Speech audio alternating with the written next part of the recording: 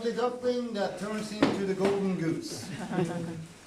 So, this baby, it has a lot of different names, but among others, red king crab, the Kamchatka king crab, king crab.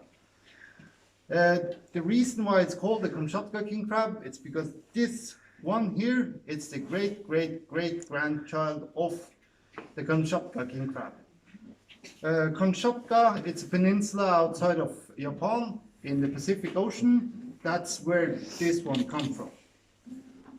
Russian scientists took in 1967 and moved 1,000 males and 1,000 females and put it out 320 kilometers that way east to Murmansk at Kola Peninsula.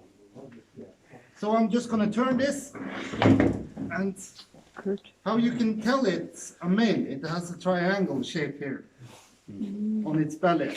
The female will have an oval shape here. And right now it will be packed with eggs all around these corners. And one female, it can have up to 120,000 eggs. Out of those eggs, 8% survive. So that means that one king crab can produce up to 10,000 king crabs. One female is 10,000. So what happens when you move 1,000 of them the first year? You can multiply that with 10,000. And the next year, so and so on. And when they put it out into the Barents Sea with no predators around, nothing eats the king crab except us. So the Barents Sea is very bountiful with a lot of microbes, fish, and the water has a lot of nutrients in it.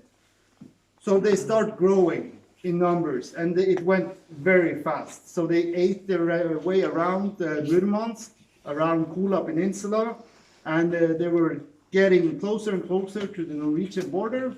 Norwegian fishermen started in the late 80s, 1980s, and catching king crab in their fishing nets.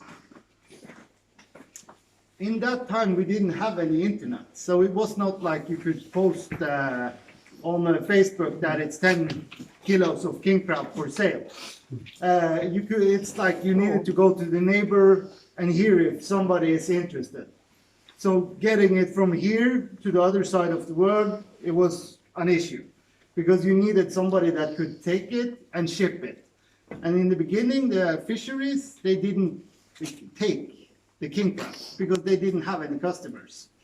And also when the king crab goes into the cod net, it will move and eat the belly of the cod because it's the softest and has most fat inside. And it will eat that, leave that fish so you cannot sell it, and go on to the next one. And every time it will tangle one of its legs, but it will keep going until it's stuck a lot.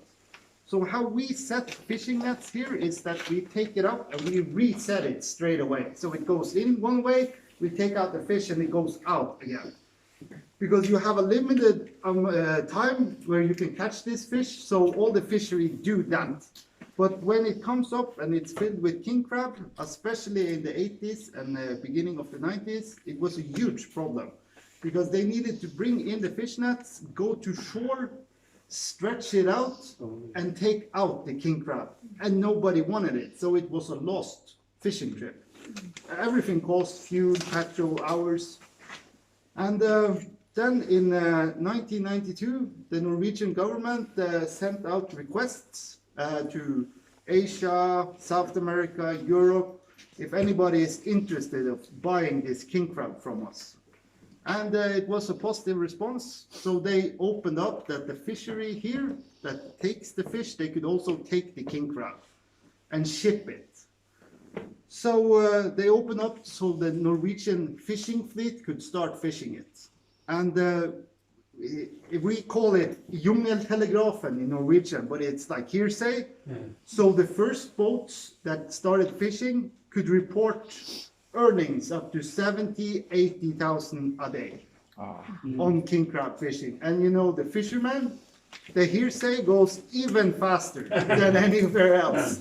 So when they told their friends that and suddenly we had fishermen from Bergen, Stavanger. No, the whole fishing fleet in Norway was suddenly here fishing. And it was a very good season for them. It was like Klondike. So it went from the ugly duckling to the golden goose that everybody wanted. But the Norwegian government saw that this could be an issue, having so many boats fishing at one thing, because they use nets and boats for this. And they can also fish for other things as well, but not intended, you know. So you could devastate another population by overfishing on this one. So they regulated it. So first, in 94, they did that only if you live in Finnmark, this county of Norway, you could fish for the king crab. And then the next year, they regulated it once more, that you need to live in Sør-Varanger municipality to be able to fish for the king crab. And today we are using seismic shooting to calculate how many we are. The same technology as we use when we're looking for oil and gas, we use when we count the king crab. So they are pretty accurate. They don't miss on many. And out of that number, each year we get a quota. And that quota goes to tourism industry and for the fishing fleet. So they divide it up on how much they're going to get. So a little bit of the autonomy of the king crab. If the king crab